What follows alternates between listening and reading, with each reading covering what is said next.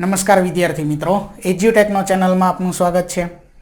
આજે આપણે ધોરણ 10 વિષય ગણિતમાં પ્રકરણ નંબર 2 જે છે બહુપદીઓ, તેનો સ્વાધ્યાય 2.2 જોવાનું છે, બરોબર। ચાલો હવે જોઈએ બીજો દાખલો કે નીચે દર્શાવેલ સંખ્યાઓ અનુક્રમે દ્વિઘાત બહુપદીના શૂન્યનો સરવાળો અને શૂન્યનો ગુણાકાર છે, તે પરથી દ્વિઘાત બહુપદી મેળવો। એટલે હવે અહીંયા શું છે કે આપણને રકમ જો દરેક રકમ આ રીતે આપેલી હશે, દરેક રકમમાં બે સંખ્યાઓ ટૂંકમાં આપેલી હશે। આમાંથી પહેલી જે સંખ્યા છે એ શું હશે તો કે શૂન્યનો સરવાળો હશે, અને બીજી જે સંખ્યા આપી છે અલ્પવિરામ કરી અને જે બીજી સંખ્યા આપી છે એ શું શૂન્યનો ગુણાકાર છે, બરોબર। ફરજિયાત સૌથી પહેલી હશે એ સરવાળો જ છે શૂન્યનો, અને બીજી સંખ્યા ગુણાકાર હશે, બરોબર। હવે અગાઉ જે દાખલા હતા એ કઈ રીતે હતા તો કે હવે અગાઉ જે દાખલા હતા એમાં શું હતું તો કે આપણને રકમ આપી દીધી હતી અને એમાંથી આપણે શૂન્યનો સરવાળો અને શૂન્યનો ગુણાકાર મેળવતા હતા, જ્યારે અહીંયા શૂન્યનો સરવાળો અને ગુણાકાર આપી દીધા છે અને આપણે દ્વિઘાત બહુપદી મેળવવાની છે, મતલબ આખું રિવર્સ કે એવી કઈ દ્વિઘાત બહુપદી છે કે જેનો સરવાળો શૂન્યનો આ થાય અને એના શૂન્યનો ગુણાકાર આ થાય, બરોબર। એટલે રિવર્સમાં મેળવવાનું છે। હવે શું કરવાનું, સૌથી પહેલા તો આપણે લખવી કે આ શું છે। સૌથી પહેલા 1/4 છે એના વિશે લખીએ કે શૂન્યનો સરવાળો જે છે, શૂન્યનો સરવાળો એ આપ્યો છે અહીંયા, કેટલો છે 1/4। આવી જ રીતે જે બીજી સંખ્યા છે -1 એ શું છે શૂન્યનો ગુણાકાર છે, યાદ રાખજો। હવે શૂન્યના સરવાળાને આપણે શેના વડે દર્શાવીએ છીએ, શૂન્યના સરવાળાને તો કે શૂન્યના સરવાળાને આપણે આલ્ફા પ્લસ બીટા વડે દર્શાવીએ છીએ, બરાબર। શૂન્યના સરવાળાનું સૂત્ર યાદ કરો, શું છે શૂન્યના સરવાળાનું સૂત્ર -b/a, આ સૂત્ર છે। બસ આ જે છે આલ્ફા પ્લસ બીટા અને આ સૂત્ર છે -b/a, અને શૂન્યના સરવાળા બરાબર શું આપ્યું છે 1/4। આનો ઉપયોગ કરી અને આપણે a અને b મેળવવાના છે। આવી જ રીતે આપણને બીજી વસ્તુ શું આપેલી છે, રકમમાં શૂન્યનો ગુણાકાર આપેલો છે, a અને b શૂન્યના સરવાળામાંથી મળે। હવે શૂન્યનો ગુણાકાર આપેલો છે -1, શૂન્યના ગુણાકારને દર્શાવી આપણે આલ્ફા ગુણ્યા બીટા વડે, સૂત્ર છે c/a વડે। એ તો ઉપરથી મળે છે, શું વધ્યો ખાલી c આમાંથી ગોતશું, બરોબર। અથવા c અને a આમાંથી ગોતો તો b ઓલામાંથી ગોતો, એ રીતે છે, બરોબર। એટલે સૌથી પહેલા તો આપણે જે બે વસ્તુ આપી છે એ લખી, શૂન્યનો સરવાળો શૂન્યનો ગુણાકાર। ચાલો હવે અહીંયા હું લખું છું પહેલા શૂન્યનો સરવાળો એ આપેલો છે આપણને, કેટલો આપેલો છે 1/4, બરોબર। આ ટૂંકમાં માહિતી લખી। હવે ગણતરી આપણે કરવાની છે, તો શૂન્યનો જે ગુણાકાર છે એ શૂન્યના ગુણાકાર છે એને દર્શાવી આપણે આલ્ફા પ્લસ બીટા વડે, અને એ અહીંયા કેટલા છે એનું સૂત્ર શું છે -b/a। કેટલા આપ્યા છે આ જે છે એ આલ્ફા પ્લસ બીટા કેટલા આપ્યા છે 1/4 આપ્યા છે। આ શબ્દોમાં ન લખો ને ડાયરેક્ટ અહીંયા આલ્ફા પ્લસ બીટા બરાબર 1/4 લખો તો જ ચાલે, બરોબર। તો આલ્ફા પ્લસ બીટા છે 1/4 બરાબર -b/a। મેં કિંમત મૂકી આની જગ્યાએ, કઈ કિંમત આ 1/4। હવે જુઓ આપણે શું મેળવવાનું છે, અહીંયા સૌથી પહેલા આપણે મેળવવાનો છે a, b અને c। ક્રમ આડાવળી હોઈ શકે, પહેલા b ગોતો પછી a ગોતો, બરોબર। એ રીતે ટૂંકમાં આપણે abc મેળવવાના। હવે જે મેળવવાનું છે ને એ કોઈ દિવસ છેદમાં ન હોવું જોઈએ।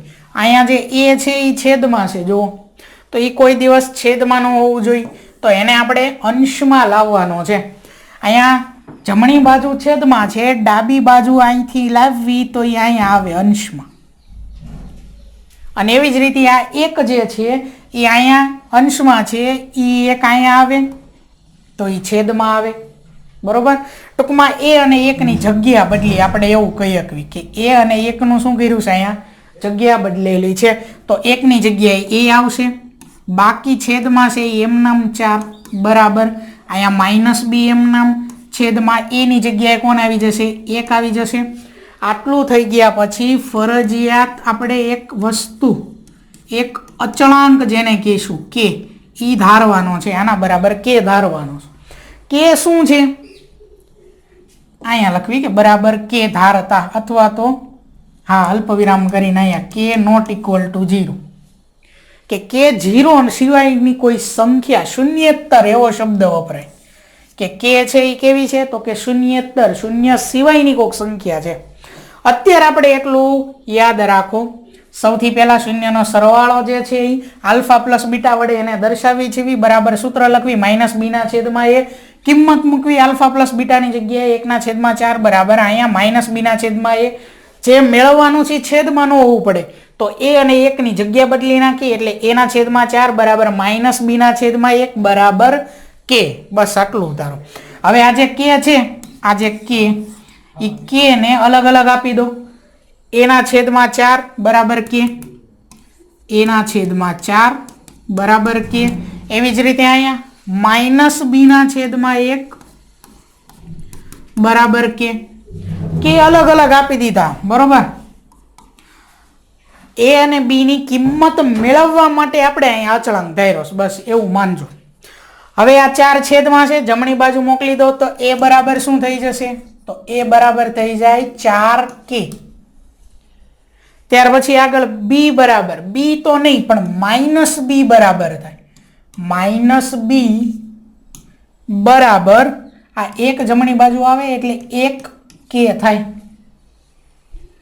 માઇનસ નહીં પણ આપણે તો b મેળવવો છે, આગળ માઇનસ છે તો નિશાની બદલો, માઇનસની જગ્યાએ અહીંયા પ્લસ કરો, અહીંયા નિશાની બદલાય તો જમણી બાજુ બદલાય, પ્લસની જગ્યાએ કેવું થઈ જાય -1k બરોબર. તો b બરાબર શું મળે છે -1k. તો a અને b ની કિંમત મળી. હવે આવી જ રીતે આપણે શૂન્યના સરવાળા ઉપરથી a અને b ની કિંમત મળી છે. હવે c વધ્યો, એના માટે શૂન્યનો ગુણાકાર, એનો આપણે ઉપયોગ કરશું. રકમની અંદર શૂન્યનો ગુણાકાર, રકમની અંદર શૂન્યનો ગુણાકાર બરાબર શું આપેલું છે -1 આપેલો છે. જુઓ પહેલો હોય સરવાળો હોય ને ત્યાર પછીનો ગુણાકાર હોય, તો શૂન્યનો ગુણાકાર છે -1 બરોબર. ચાલો શૂન્યનો ગુણાકાર શેના વડે દર્શાવાય તો કે આલ્ફા ગુણ્યા બીટા વડે, અને સૂત્ર શું છે એનું c/a. કિંમત મૂકવાની છે આલ્ફા ગુણ્યા બીટાની જગ્યાએ શું થાય -1 બરાબર c/a. બરાબર તો આપણને કંઈક મળ્યું હતું, શું મળે છે 4/4k. a બરાબર શું મળે છે 4k, એટલે c/માં શું આવશે 4k. આ છેદમાં છે ને એને આપણે ડાબી બાજુ લઈ લેવી તો અંશમાં આવશે, તો -1 ગુણ્યા 4k બરાબર c આવું થાય.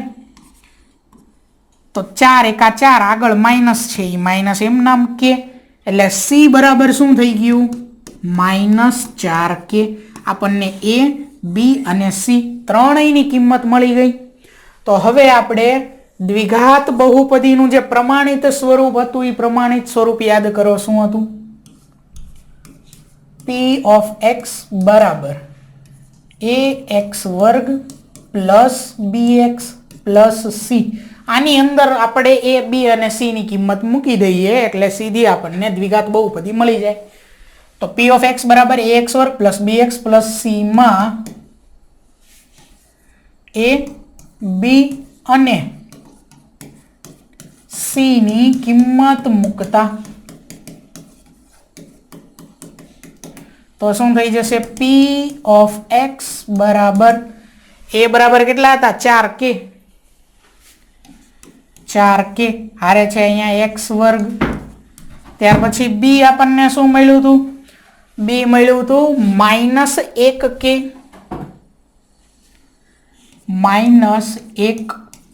હજી કોણ છે અહીંયા x. c બરાબર -4k મૂકી દીધું. એક સ્ટેપ આમાં વધારે લખવું હોય તમે શું કરી શકો 4k x² ત્યાર પછી આ પ્લસ મૂક્યા, b ની કિંમત કાઉન્સ કરીને 1k મૂકો, x મૂકો ત્યાર પછી પ્લસ કરીને c ની કિંમત -4 કે મૂકું, પણ સ્ટેપ વધી જાય, બરોબર? એટલે ડાયરેક્ટ અહીંયા લખ્યું છે.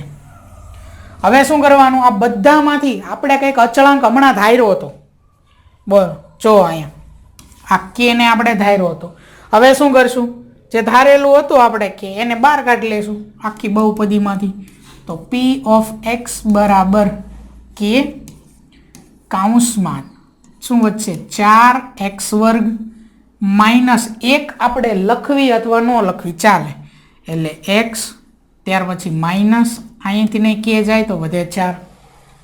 એ કે જે છે એ શૂન્યેતર અચળાંક છે, શૂન્ય સિવાયની કોઈ સંખ્યા, બરોબર? એ ઉધાર લેવી, કે 1 છે તો 1 કૌંસમાં આ બધું. તો હવે કે જે છે એને આપણે જોવાનો નથી. આપણો જવાબ ટૂંકમાં શું છે, કૌંસની અંદર આવેલી બહુપદી.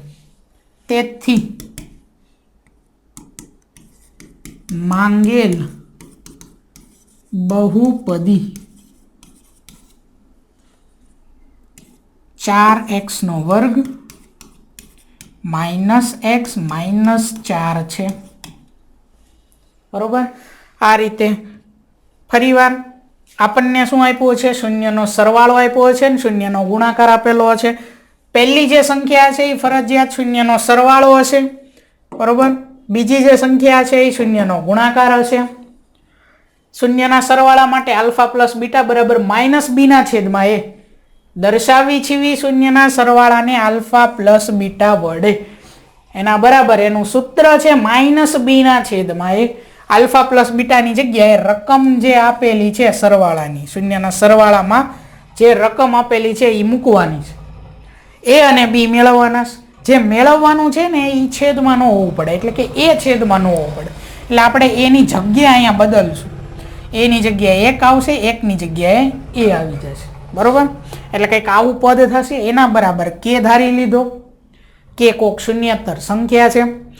પછી શું કરશું, આ કે છે એને આને આપી દઈશું, કે છે એને આને આપી દઈશું, એટલે કે આ રીતે ટૂંકમાં એના છેદમાં 4 બરાબર કે -b/1 બરાબર કે. તો a બરાબર 4 કે મળશે, b બરાબર -1 કે મળશે. યાદ રાખજો, -b બરાબર 1 કે છે, એમાંથી માઇનસ દૂર કર્યો એટલે ટૂંકમાં આપણે એ રીતે યાદ રાખવી કે અહીંયા નિશાની બદલી તો જમણી બાજુ નિશાની બદલાય, પ્લસ હોય તો માઇનસ થાય. એટલે b બરાબર -1 કે મળ્યું. ત્યાર પછી શૂન્યના ગુણાકાર જે છે આલ્ફા ગુણ્યા બીટા વડે દર્શાવવી છે ને એના બરાબર એનું સૂત્ર લખવાનું, c ના છેદમાં એ. અહીંયા કિંમત મૂકવાની આલ્ફા ગુણ્યા બીટાની જગ્યાએ. શું કિંમત છે, -1 રકમમાં જ આપી હોય. c ના છેદમાં એ બરાબર આપણને મળી ગયું હશે અગાઉ શૂન્યના સરવાળામાંથી, એ અહીંયા મૂકી દેવાનું અને છેદમાંથી અંશમાં લઈ લેવાનું એટલે ગુણાકારમાં આવે. એટલે c બરાબર -4 કે મળે. પ્રમાણિત સ્વરૂપ દ્વિઘાત બહુપદીનું એની અંદર a, b અને c ની કિંમત મૂકી દેવાની. એમાંથી કે સામાન્ય બહાર કાઢી લેવાનો એટલે કૌંસમાં જે વધ્યું એ આપણી દ્વિઘાત બહુપદી હોય, માંગેલ દ્વિઘાત બહુપદી, બરોબર? માંગેલ દ્વિઘાત બહુપદી હોય, બરોબર? જો આ એક રીત થઈ, બરોબર? હજી રકમ જે છે ને એ શું છે, 1/4 -1. જો આપણે એને એક હજી અલગ રીતે ગણવી, આ રકમ આપેલી છે 1/4 અને -1. શૂન્યનો સરવાળો શેના વડે દર્શાવી, આલ્ફા પ્લસ બીટા વડે. એ શું આપેલું છે, 1/4. ત્યાર પછી શૂન્યનો ગુણાકાર શેના વડે દર્શાવવી, આલ્ફા ગુણ્યા બીટા અથવા તો આલ્ફા બીટા વડે. એ શું આપેલું છે, -1. ગુણાકાર કરો તો વાંધો નહીં. હવે તો કે આપણે એક સૂત્ર ખાસ યાદ રાખવાનું છે. સૂત્ર છે p ઓફ x બરાબર, ઘણી વાર જો અહીંયા કે લખેલો હોય, કે પછી કૌંસમાં x², ત્યાર પછી ફરજિયાત માઇનસ, ત્યાર પછી કૌંસની અંદર આલ્ફા પ્લસ બીટા, કૌંસ પૂરો, x એટલે કે આલ્ફા ગુણ્યા આલ્ફા પ્લસ બીટા એને ગુણ્યા x, ત્યાર પછી પ્લસ આલ્ફા બીટા અથવા આલ્ફા ગુણ્યા બીટા એ લખો તો હાલે. અહીંયા આ સૂત્ર છે, આ ખાસ યાદ રાખવાનું છે.